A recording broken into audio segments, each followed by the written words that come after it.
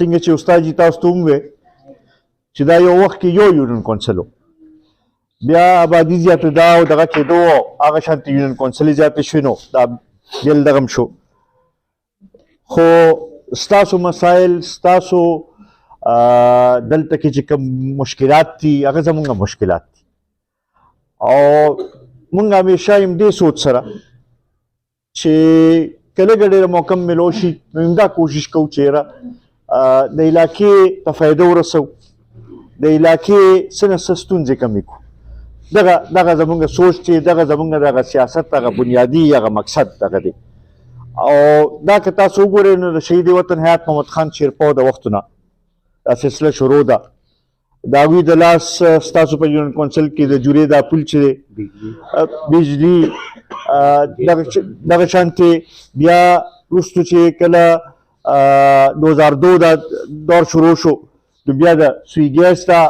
سلسله شروع شوه، روډونو دا سلسله شروع شوه. هغه وخت کې د دې میولو دا روډ چې دی هغه وخت کې جوړ کړی مو دغه هم کړی. بیا د هغې نه پس ته دا 2010 کې چې کله سیلاب راغی نو هغه یو د یونین کونسل باندې ډېر سخت خوښ راغلی و. په دې یونین کونسل باندې په بازو یونین کونسل باندې بیا دغه شانتې د سیند نه اخواړه د کتوزو یونین کونسل باندې دا یو سخت وخت و.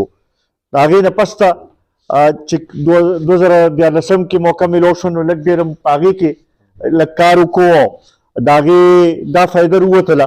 چې د هغې نه پس ته 2 ځله لوی سیلاب راغی خو هغه شانتې نقصان ونه شو. ما یاد دي چې 2010 کې چې کله میولو ته زه راغلی وم نو بیخي هلته کې داسې حالات و چې ډېر بد صورتحال و. خو دا د الله تعالی لوی فضل چې د هغې نه پس ته هغه شانتې بیا نقصان ونه شو. نو انشاءالله دغه شانتې نور چې کوم مسایل دي هغې طرف ته هم توجه ورکوو به. روډ دا مسله چې ده دا بالکل اهم ده. د سکول تعلیم چې دی دا لازمي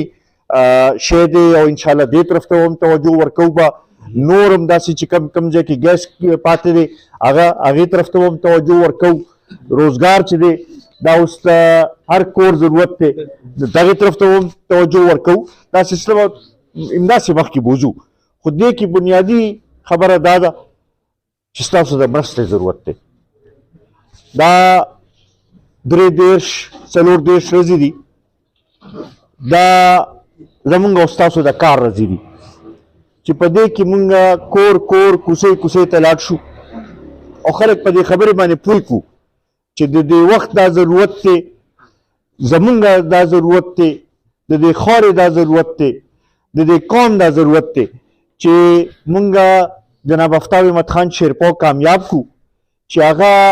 بهتر طریقې سره په اسمبلی کې زمونږ د حق تپوس هم وکړي، زمونږ مقدمه چې ده زمونږ مسایل چې دي هغه بهتر طریقې سره وفاقي حکومت سره اوچت هم کړي او بیا د هغلته نه د هغې لپاره چې کوم وسایل دي کوم دغه دي چې هغه هم دلته کې راوړي چې زمونږ دا مسایل حل شي. ملی رهبر جناب افتاب احمد خان شیرپو، جناب سکندر حیات خان شیرپو، کارکنان قومی وطن پارټي دغه لپاره دا ضروري ده چې دا یو څو ورځې مونږ لږ محنت وکړو. زما به دا تمه چې دلته ناست هر یو کس چې دی هغه به اوس دې ته صبر نه کوي چې تاسو ته بیا مونږ تاسو به نن دا کار خپل کار کړی تاسو به راپاسئ، تاسو به داسې دغه جوړوئ چې دا داسې سوچ کوئ چې تاسو په خپله د الیکشن ته ولاړئ او که یو لحاظ سره هم ګورئ نو ګورئ دا 45 کاله چې د مشر په اسمبلی کې نو د هغې نقصان د علاقې ته راورسېد.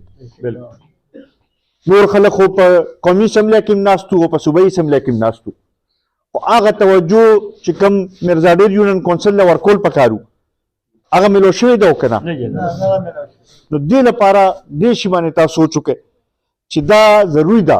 چې مشر هلته موجود وي نو زمونږ د یونین کونسل مسایل به حل کېږي. دغې لپاره پکار دا دی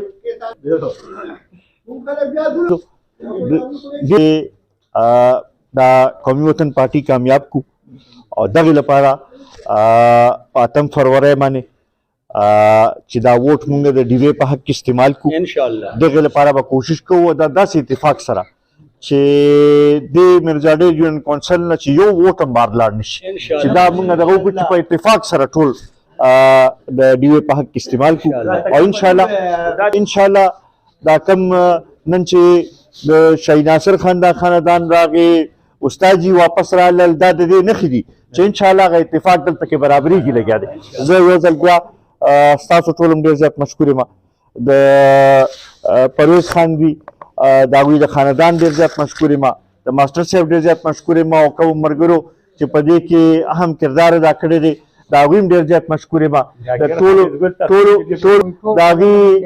زه دا تمه لرم چې هغوی څنګه چې دا اوس راپاڅېدلي دي او لګیا دي کار کوي لګیا دي دغه شانتې نور به هم کار کوي به او راپاڅي به او خپل کردار به ادا کوي به زه